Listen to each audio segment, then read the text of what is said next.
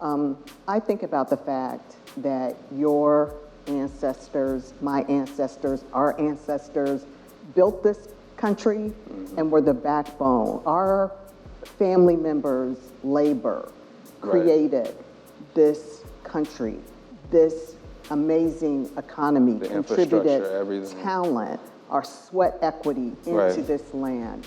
And I am very dogged about my participation in American government and in regard to the Constitution and all of its principles and working to improve the situation for a lot of folks who look like us because of that long time investment of our relatives. I think about my grandfather. My grandfather was a talented orator. However, he worked as a laborer at a foundry. When he left the foundry, he worked as a janitor at a high school.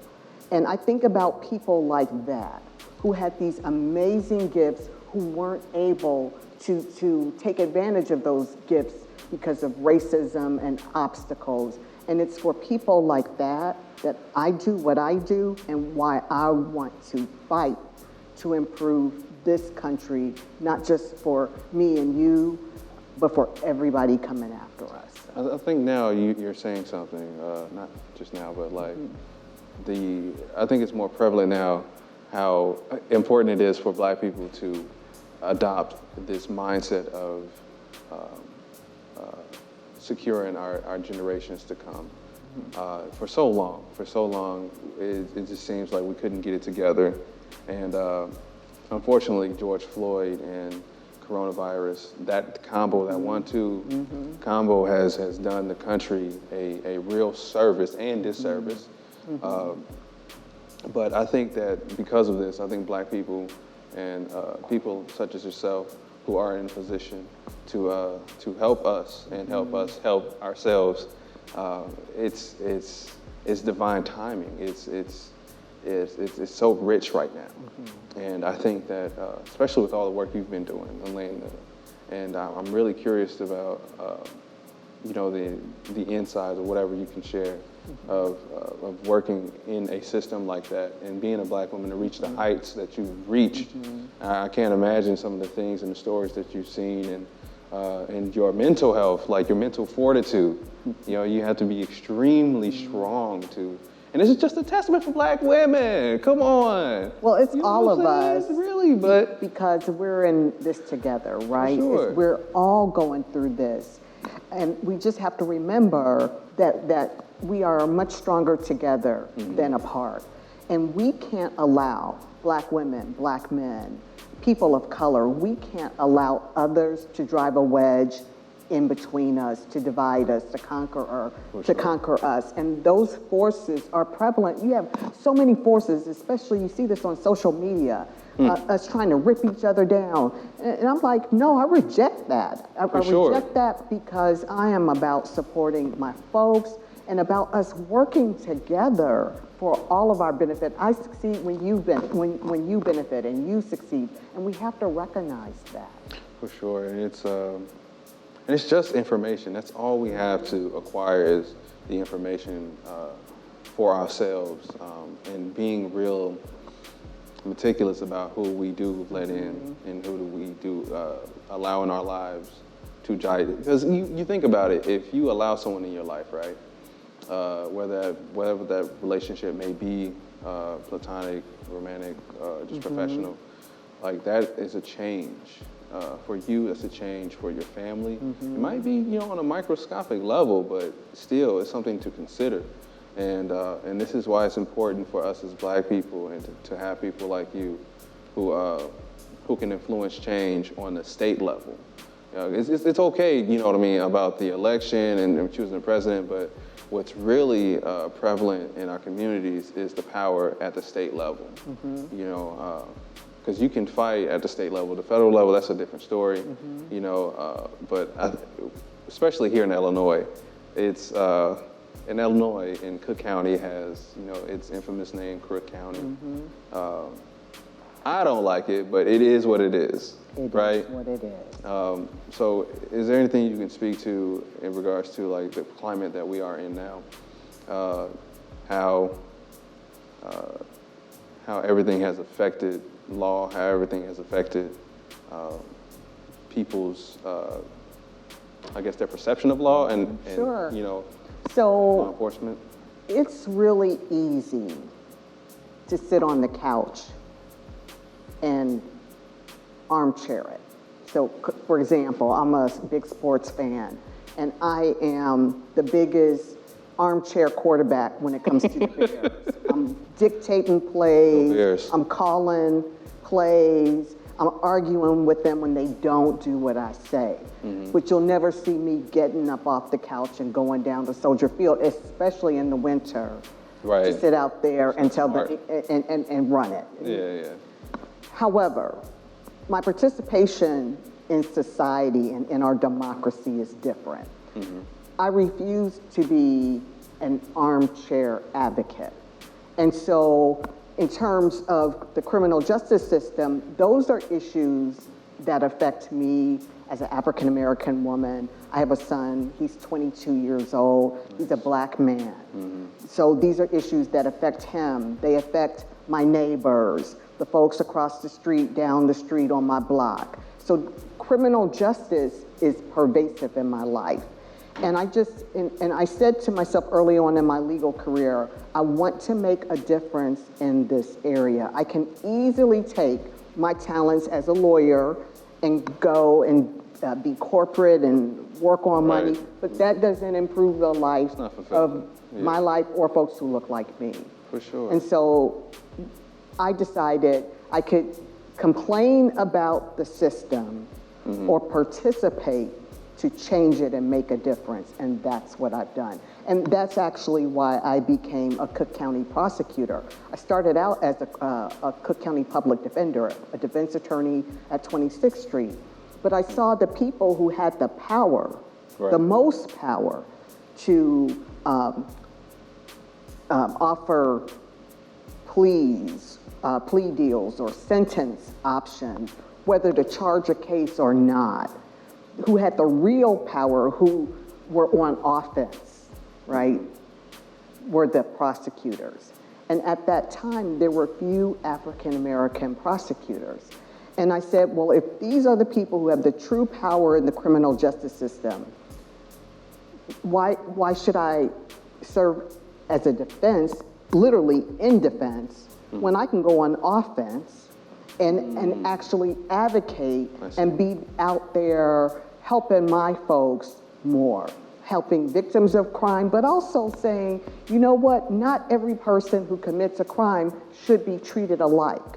And really looking at cases on an individual basis and determining outcomes based on not only the offense, but that person, looking at that person in a holistic way, and as somebody who can potentially impact the community.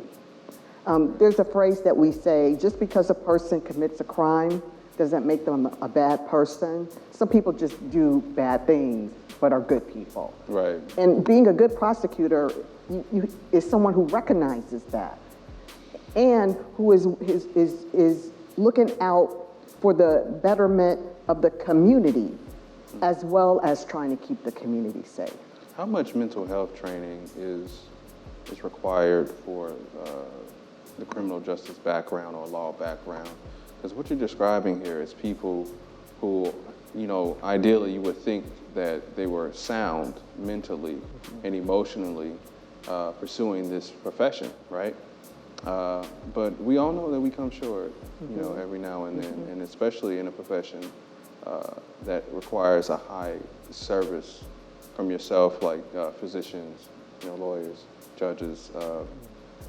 And I can't help but to think that, you know, one day, you know, maybe someone's just not in their right mind and go up to prosecute someone that, you know, looks opposite from them. And maybe they had a situation in their life where, you know, they felt triggered and that may played an influence in their decision to prosecute somebody.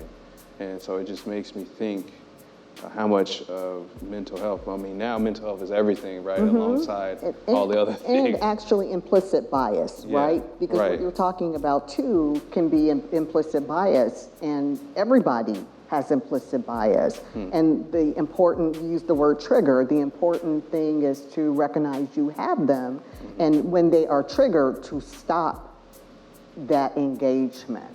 And so those are issues that we discuss as a part of our training. There's no formal mental health training, but there is a requirement of involvement in the community, because you can't serve and protect the community if you're scared of the people in the community. And I think that's an issue too. That's a huge issue, especially with policing. You know, you got police officers that don't live in the community that they're policing. That doesn't make any sense. It doesn't to me either. So, I mean, obviously there's probably reasons for the way it's laid out that way, whether it be righteous or not, we don't know. But I can't help but to think how different some of these situations, some of the children that have lost their lives, or some of the young adults that have lost their lives, would have been different if they've had someone that looked like them that can understand the culture, right? And there was this post on Instagram. It was meant to be funny, and it was these kids, you know, talking to this guy who got like a call or whatever for loud music. It's like, oh, and these kids are just dressed up like fake cops. It's like, oh, I understand. You guys are just having a birthday party for your daughter. And then here comes the other coon cop. He's like, what are y'all doing? You know, just, Mason, what are you talking to him for? You know what I mean? Just, it was funny, but it was just like a parody of like what could be if you just took a second to understand where this person is coming from. And I think perception and understanding of individuals will go a long way. But I wanted to go back to something when you were saying regards to people of color. Do you think sometimes Black people, we could be, I guess, to be frank, lazy in a sense where we complain so much about things, but we don't actually do anything about it? And I will push the envelope further to say is that sometimes when we don't do anything about some of the things that are inhibiting factors in our community from us excelling, it's because we don't know. We just don't know how to change some of the things that we're going through. And I mean, I just have family members that they're so intelligent, right? They're just stuck in a place. They just, they just need somebody just to take them out of the situation and show them something different, and that's it. You just hit the nail on the head. It's so not laziness. It's people believing they don't have the power to achieve whatever the end is. Right. Something I tell the younger lawyers that I work with periodically, and they tease me and call me Pollyannish, and I don't care. But it's like we're all Dorothy. Everybody knows the Wizard of Oz. We're all wearing the ruby slippers. We don't need to chase down flying monkeys, go through a field of poison poppies, and try to grab a broom to take back to the wizard. We have the power within ourselves to bring about great transition. Often we don't know how, or we haven't been encouraged to be change agents. And so we have to do that for each other. So you mentioned relatives who have talents but are stuck in a place. Well, for folks like that, you gotta tell them, and it might be every single day, hey, you can do this, you have it within you. And you keep saying that, and eventually folks will believe and be that seed has been planted. Me and my wife talking. Gotta keep watering it, gotta keep watering it. Got to, because, I mean, you think about it, as a parent, there's a love that you won't know until you're a parent. And that's literally you just giving all of yourself to that seed, literally that seed. And you get to see the fruits of that. And for me, it's a side note, it was a way for me to relive my childhood. You know what I mean? For things to come full circle. Shout out to the 5150 show, one of my favorite comedians, Corey Holcomb. He has a panel He's a funny guy. I love him. One of his co-hosts was explaining the reason you have children. They are to reflect back on you what was I guess in a sense wrong with you. What's wrong with you? Yeah, what you can get right. Some of the things, because I have a long list of stuff. My son has shown me that, you know, the flaws there, right? One being patience, you know what I mean? And just patience, you know what I'm saying? And, but if you miss that, if you don't pay attention, you don't be mindful, and I think it's a huge thing. A lot of people are walking around and they're not mindful of what's happening to them. And for Black people, we have to own our situation, the things that have happened to us and our ancestors. This is something that is very keen to my heart. I really believe that if we just own the fact that what happened to us and not make it such a thing anymore, like let's stop, you know, pointing blame elsewhere. Like now we don't have any excuse for, you know, some of the things other than that's out of our control, of course. You started the conversation talking about the pandemic and how there are aspects of the pandemic that actually, the silver lining. There's a silver lining in that Middle Passage experience. The silver lining is anybody whose family member came here as a part of the transatlantic slavery comes from special lineage. Because imagine this, imagine hundreds and hundreds and hundreds of people being packed on a ship, like on shelves underneath the ship, and sailing for months on end with barely any water and food. Raise your hand if you think right now you could make it across that. Absolutely not. So the people who made it across in that Middle Passage had special resolve, genes, outstanding I think it was love, you know what I'm saying? It just the will, the strength. In a sense, you know, because some of them were family members. Anything you know we I mean? have, most of us don't have. And so to get through that means you're from special stock. See that for what it is. And yes, we were victimized in slavery, but we overcame that. We're still here, and we thrive. Still thriving. Still thriving. It is. So we have to keep reminding ourselves of that. That's part of the water that our seed needs, is to be reminded of the good and where we came from. Part is knowing our history too. For sure. There's so much of history that has been, you know, whitewashed, and like even down to the maps, you know, the world, you know what I mean? But for Black people to know their history and say your African, you know, ancestry, is key too. But as it relates to Black people here in America, in this country, we have a very, very big, I guess, event coming up, which is, I like to call it the circus. You know, we got the election coming up. I'm not fearful. Election season. Election season. Right. Election because season. Early voting has started. Right, exactly. And the major sites, the neighborhood sites open up tomorrow. And so I say season and stress that because we don't want everybody going on November 3rd. We need y'all to start going now. Right. Start going now. And as Michelle Obama said, if you got to bring a chair, bring a chair, bring a lunch, but do not allow anyone to deny you your right to participate in democracy. Too many people fought and died for us to have this right. Too many people. I mean, that was my next question is like, where do you stand with people who feel as though like voting doesn't, you know, really do us any justice as Black people? Of course, that's been a narrative for how long? Can I give you an analogy that I think a lot of folks watching and listening to this might be able to understand? A lot of brothers and sisters have been in the criminal justice system. A number of us have felony convictions. if you have certain felony convictions, you can't get subsidized Section 8 housing.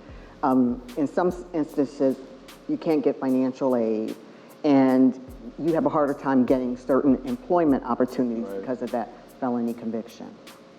The people who have the power to determine what is and is not expungible is our state legislature, or the legislators, the people we elect. And so if a person has a felony conviction, there's no reason why every single person with a felony conviction shouldn't be going to vote and making a determination as to who is going to represent them in the legislature, because those are the people that you can pressure to change the laws to make certain offenses expungible or not. Right. That's just one small way. If you receive certain benefits, health care, medical benefits, and those are important to you, you got to go vote. Because if you don't show up, then the people making those decisions aren't going to factor your needs into the decisions they make. Right. That's why you got to go. And that's why you have to participate. And another, some people believe that it's because black people aren't, quote unquote, valuable politically. You know what I mean? We don't have any value. We have spending power, but we don't have anything tangible to make people in legislature, to sway them either way. So, you want to see an example Yeah. of what Black Power did? Black Power got us a vice presidential candidate who is black, because Vice President Biden responded to all of those folks who snatched him out of the flames in South Carolina to keep him on the ballot. Thanks. That shows the power that we have. We have to be aware of our power. In my line of work, you deal with a lot of people who are involved in street organizations. Yes, yeah. And I tell them all the time, if you want to be a threat, register everybody to vote. Because now all the politicians have to come to you, because you're now a voting bloc, and address your issues. You want them to address your issues, register every single person to vote. There's a reason why all those white supremacists go and vote, right? There's a reason why all the folks from West Virginia, Montana, Nebraska, there's a reason they will all go and vote, from young to old, because they recognize the power. Generations and generations, they've been made to understand this is where your power is. To think that we have something set up, a democracy set up, where it's supposed to be fair, cast your vote, that's how it is. But now you have some foul play, and dare I say, it's been foul play. You know what I mean? And it's like, how do you trust the system just in general with that kind of information out there?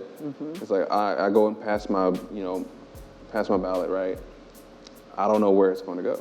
You know what I mean? I don't know if it's going to be counted, X, Y, Z, just the trust. What do you say to people who don't trust the system? How can you not trust if you don't participate? Participate anyway. This voter suppression stuff is not new.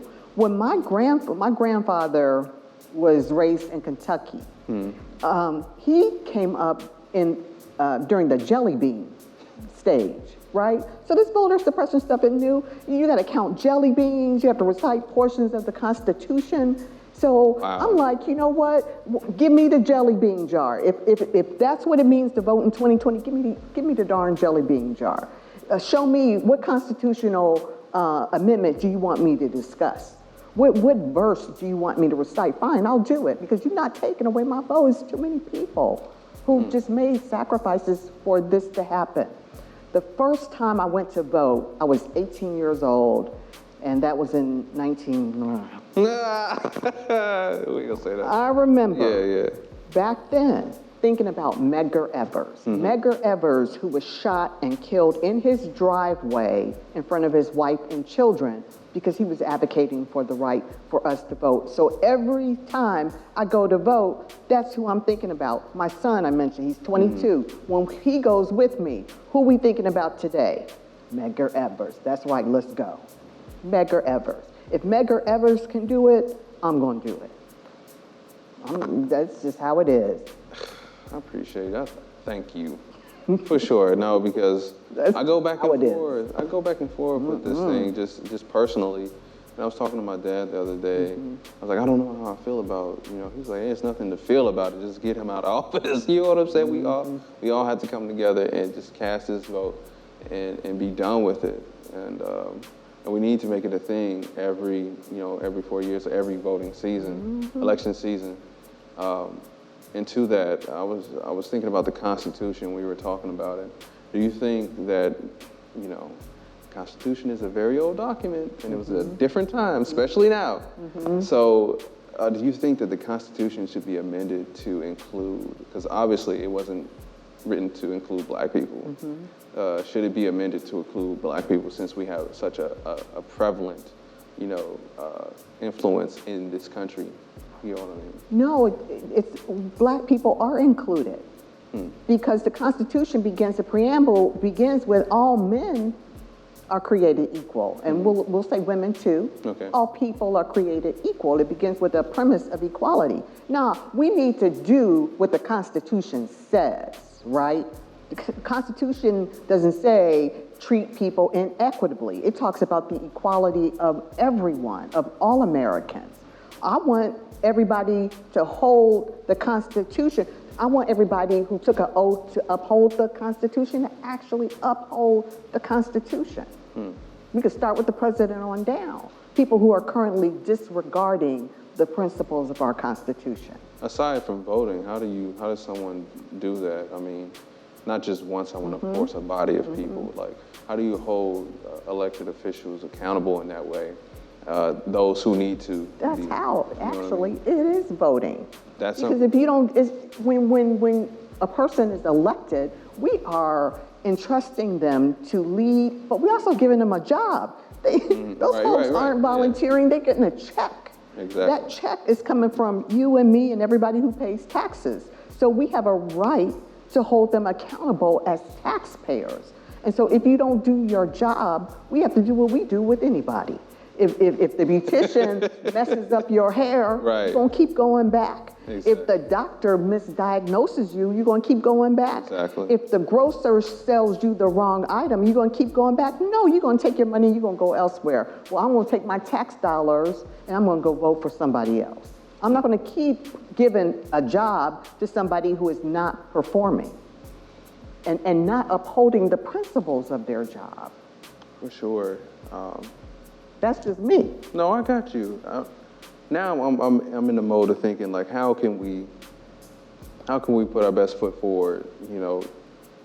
Given this election goes whatever way, like, whatever happens, Black people still, this country still needs to put their best foot forward, and dealing with this situation in our economy and the job loss and whatever trade war. Whatever is happening, sight unseen. So what is some of the best things you think, outside of voting, that Black people can do? Because obviously you can educate yourself. That's a huge thing, though. That's not something to take for granted. We have a responsibility to educate ourselves beyond Facebook. Right. I see people printing. Regurgitating just. And printing from news sites that haven't been vetted. And so just because I put up a site and get a fancy banner and have nice lower thirds doesn't mean you should be reprinting that. And we all have we have to take responsibility for what we're sharing. Yeah, social media has a huge influence now, not only in the economy, but we've seen in the last election in politics. And now there's an attempt to discredit certain individuals who are participating in the process, but we have a responsibility to reject that. So we have a responsibility to educate ourselves participate, and speak up when we don't like something. For sure. When I was a public defender at 26 in California, Yeah. I worked a court call that every day would have about anywhere from 30 to 60 men in custody, men and women in custody, mostly men, mostly Black and Latino. A few, the ones who were white were Polish, usually Polish immigrants. And I worked the in-custody traffic call. So these were people locked up because of excessive driving on a revoked or suspended license or DUIs. And so because of the number of Latino individuals in the cell, I'm not fluent in Spanish, so I would always need help, but you don't have time to go and find an interpreter. So often you rely on an inmate, actually, who's locked up to help you interpret. Okay. So there was a gentleman, he was Latino, and I noticed that when he would walk into the cell, people would stand back and treat him with respect. It was really interesting. The Black people would do that, like the Polish people even stepping back, and the Latino people, and he would come up and say, I'll help you, and he would translate. So I said to him, I noticed that every time I come in here when you're here, that everybody steps back and gives you this respect. I said, I know you're somebody. Right. And he laughed, and I said, I'm just curious. You have this great talent. You could be an interpreter. You could, with your skills, you could work at the UN or work for city government or state government. And because of your leadership, you could do so much more. And he said, you know what? No one has ever told me that. You're the first person that told me that. And so when I said his name and I thanked him, he said, you know what? That's my driving name. I'm going to tell you the name my mother named me. And he shared with me his name. And he said, you can call me by my real name. Wow. And I never forgot that. That must have been 15 years ago. And I just still think about that. Just about, sort of gets back what I was saying to you earlier. There's so many of us who have these great talents. Right. The kid who's embroidered in the criminal justice system from Roseland might be the person who has the cure to cancer. So I can't lock him up and throw away the key. Why would I want that? He could be the one.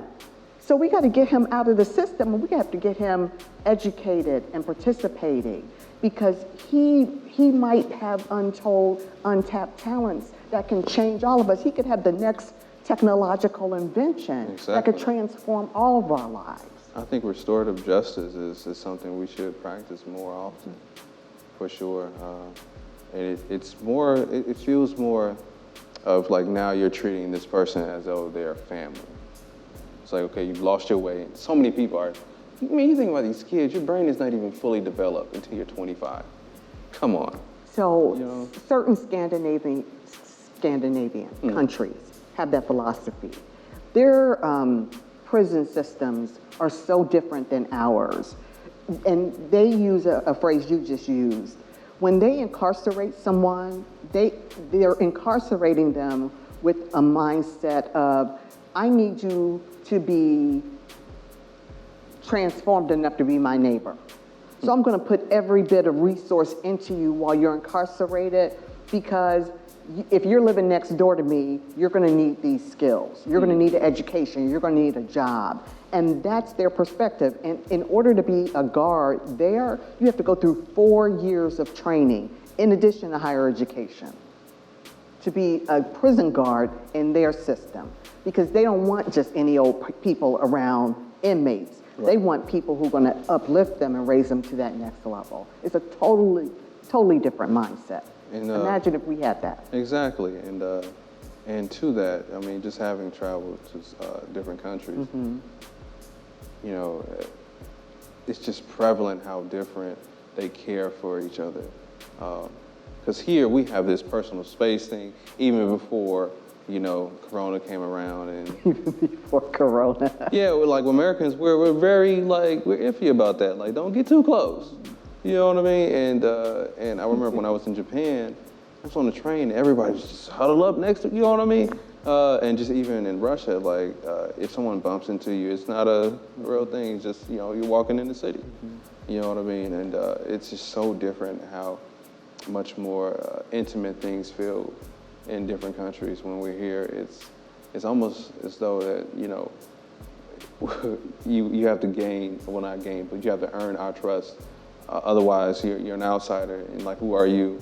And it's like a real Chicago thing too. Like, if you don't know somebody, you're always just standoffish, just in general.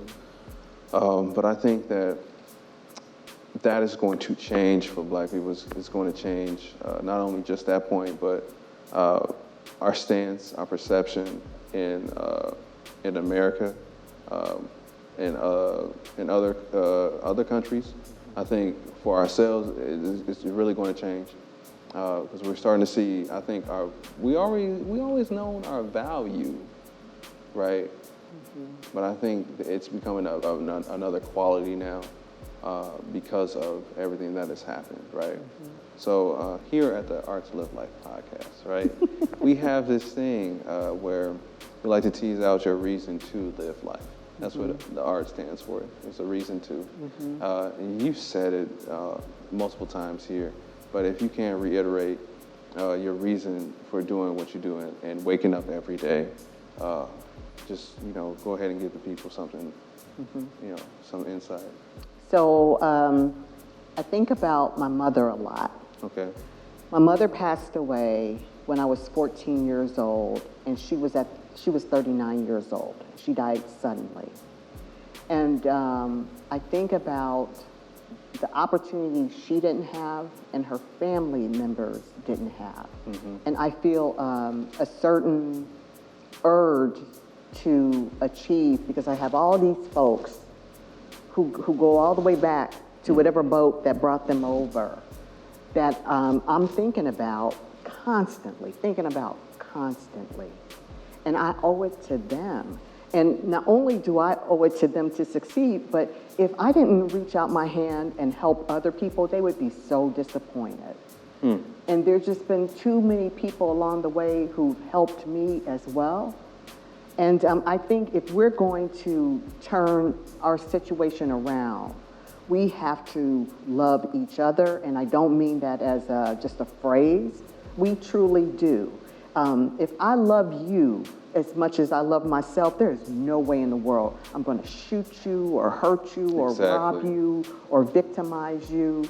And when you're successful, I'm going to cheer for you and I'm going to support you. And we need more of that. And so if you want a change to happen, you have to be the change you want.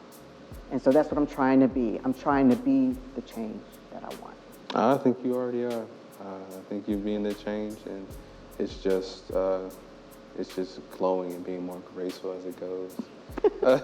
No, seriously, because I just think about, I look down your LinkedIn and I'm like, wow, you know what I mean? You've put in some work. Thanks. No one can ever take that from you. You are for the people, and you're one of the people that are giving people the power back. You know what I mean? That we so desire, and that is prevalent, you know what I mean, in our blood. So, no, thank you. I appreciate it. Tell everybody where they can find you. So you mentioned LinkedIn. That's probably the best spot, LinkedIn. And you have a website, don't you? I don't have a website, just my Facebook page, which sure. That's the last place I would send anybody to. No worries. But no, again, thank you. Thank you for the information, and thank you for your service publicly and your service as a mother, too. Thank you. Thank you. Yeah, because big ups to all those mothers out there, for sure, because without you, there would be no us, and there would be no lineage without our mothers, for sure. So without our fathers, too. For sure. No. We all got here from both. I know it, but I want to say this. My mother will always say that the mother is the glue to the family. You know what I mean? And we should, seriously just uphold our women, because I think when we uphold our women, we make the men stronger as well. for sure. So It gets back to what I was saying. We need each other. Exactly. We need each other. hands down, more now than ever. Thank you. Thank you. And that is episode 10 of the Art to Live Life podcast. Thank our guest, Maryam Ahmad, and we'll see you next week. Peace, light, and love.